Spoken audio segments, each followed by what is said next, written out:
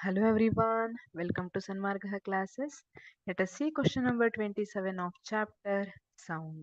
Explain the mechanism of hearing sound through our ears.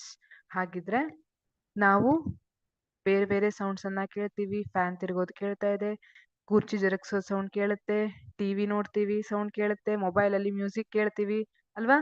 ಈ ಎಲ್ಲ sound ನಮ್ಗೆ ಕಿವಿಯಿಂದ ಕೇಳುವಂತದ್ದು.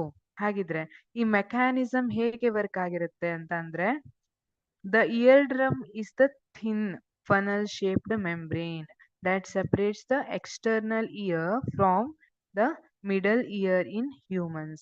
See, this is eardrum. This one is eardrum.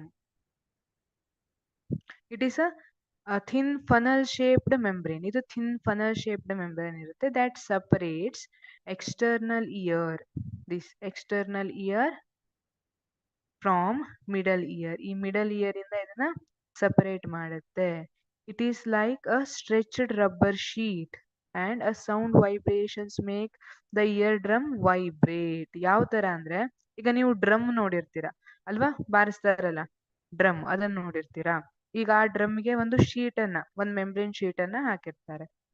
ಈಗ ಅದ್ರ ಮೇಲೆ ನೀವು ಹೊಡೆದಾಗ, ಕೋಲಿಂದನ ಅಥವಾ ಕೈಯಿಂದನ ಹೊಡೆದಾಗ ಅಲ್ಲಿ ವೈಬ್ರೇಷನ್ಸ್ ಕ್ರಿಯೇಟ್ ಆಗುತ್ತೆ.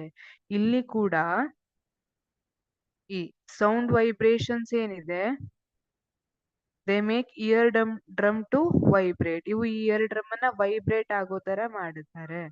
The eardrum sends these vibrations to inner ear. ಇಲ್ಲಿ ಮಿಡಲ್ ಇಯರ್ ಇಂದ ಇನ್ನರ್ ಇಯರ್ ಗೆ ಟ್ರಾನ್ಸ್ಫರ್ ಆಗುತ್ತೆ. ಇಲ್ಲಿ ಮಿಡಲ್ ಇಯರ್ ಏನ್ ಮಾಡುತ್ತೆ, ದಿಸ್ ಇನ್ಕ್ರೀಸಸ್ ದ ವೈಬ್ರೇಷನ್ ಅನ್ನ ಇನ್ಕ್ರೀಸ್ ಮಾಡಿ ಇನ್ನರ್ ಇಯರ್ ಗೆ ಕಳಿಸುತ್ತೆ.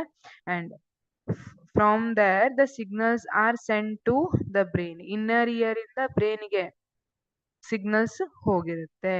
ಇನ್ this way we can hear sounds around us. ಈ ರೀತಿ ನಾವು ಸೌಂಡ್ಸ್ ಅನ್ನ ಕೇಳಬಹುದು. Thank you.